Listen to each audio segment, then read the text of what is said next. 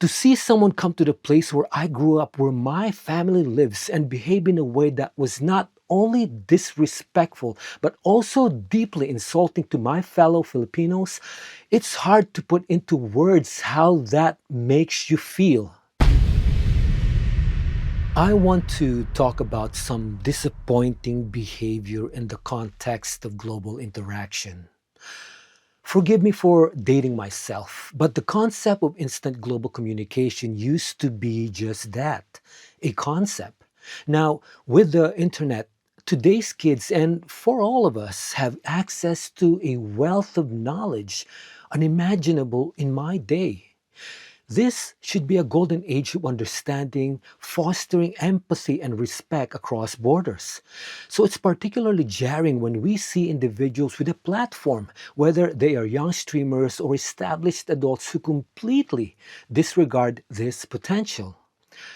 Instead, they travel to other countries and engage in disrespectful, insulting behavior, demonstrating a shocking lack of awareness and squandering the very opportunities for positive global interaction that the internet provides. It makes you wonder, with such easy access to understanding and connection, why do some choose to embody the very opposite? Creating a harmful spectacle instead of fostering positive global awareness? Perhaps naively, I once held on to the hope that this unprecedented access to information and connection would naturally guide us towards a more enlightened and compassionate global community. But witnessing the behavior we're about to discuss, it feels like that was just a dream. Yeah, that's not happening, right? Because recently we've seen examples that have been truly disheartening, and frankly, as someone who comes from the Philippines, some of these incidents have hit particularly hard. Think about it. Not long ago, we saw a situation where someone visiting South Korea acted in a way that showed a blatant lack of respect for their culture and their people. It was upsetting to see someone go to a new place and instead of trying to understand and appreciate it, they chose to be disruptive and disrespectful. And then, more recently, we saw another instance, this time right in my home country, the Philippines. To see someone come to the place where I grew up, where my family lives, and behave in a way that was not only disrespectful, but also deeply insulting to my fellow Filipinos, it's hard to put into words how that makes you feel. It's a mix of anger, disappointment, and honestly, a sense of hurt. These are my people, my culture, and to see them treated with such disregard on their own soil is incredibly painful. What's even more concerning is the thought that this could happen anywhere. Today, it's South Korea and Japan, then it's the Philippines. Tomorrow, it could be your country, your culture that faces this kind of disrespect from someone who should be using their platform to build bridges, not burn them down.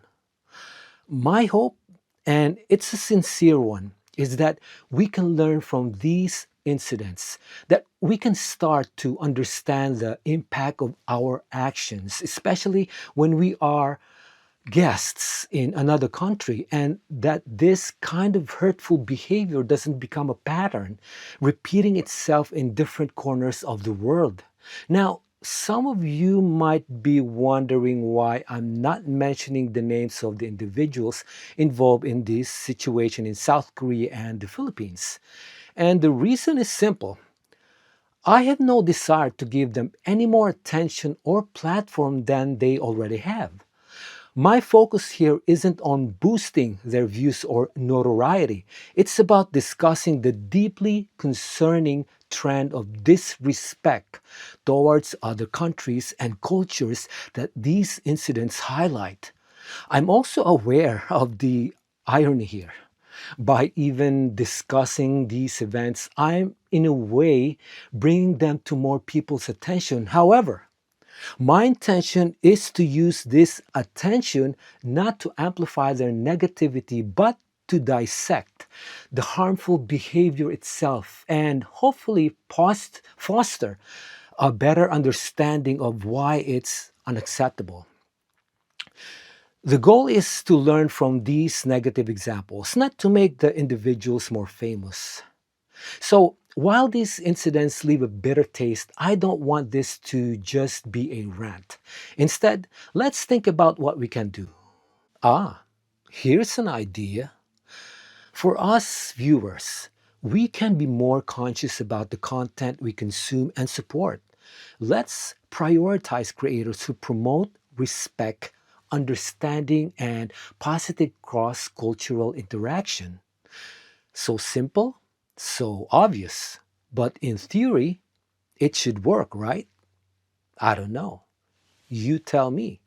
You can leave your comments down below. Is it impossible? I mean, it's still up to us, the viewers.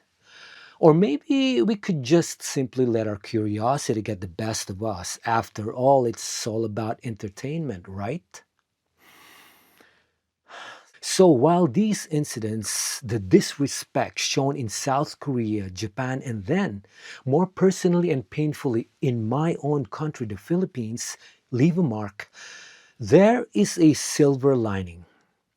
What has brought me a sense of relief and honestly a sense of pride as a Filipino is seeing that this kind of behavior was not tolerated.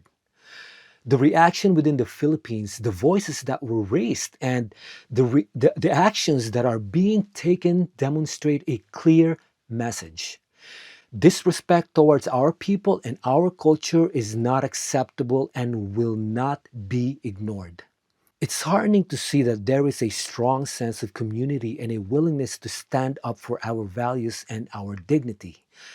While the initial incidents caused hurt and frustration, the response from my fellow Filipinos gives me hope that we will continue to assert our worth and demand respect on our soil.